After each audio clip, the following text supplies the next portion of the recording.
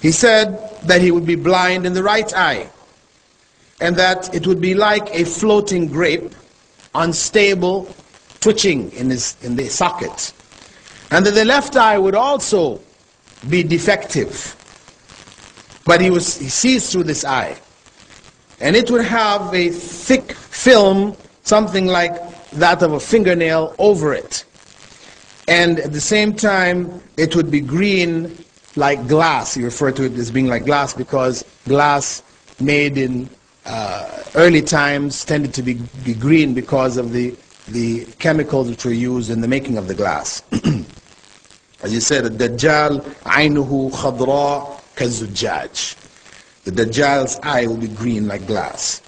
And his complexion will be ruddy white. Ruddy white meaning that he is white with redness in his complexion. These are all descriptions found in Sahih Bukhari, Muslim, etc.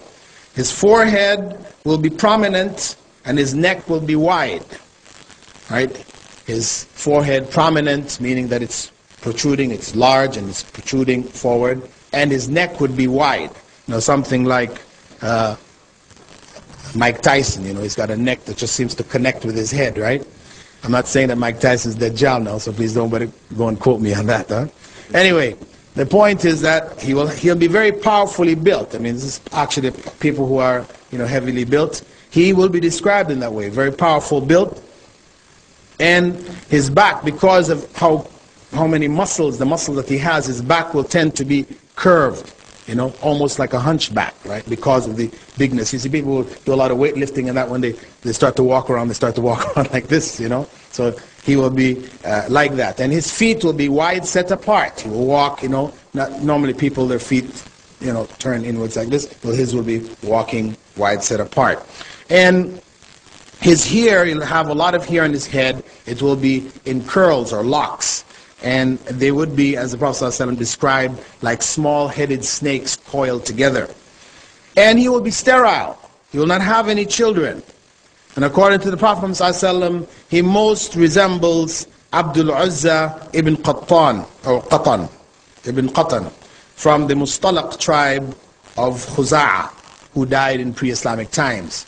So he is described here as looking particularly like a person who was known, which means we rule out all the other interpretations where he is, you know, the television.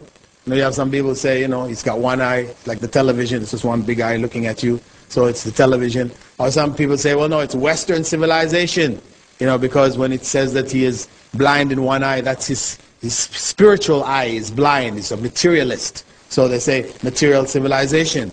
You know, a variety of other explanations of Dajjal, but the Prophet ﷺ's description clearly indicates to us that he is a human being.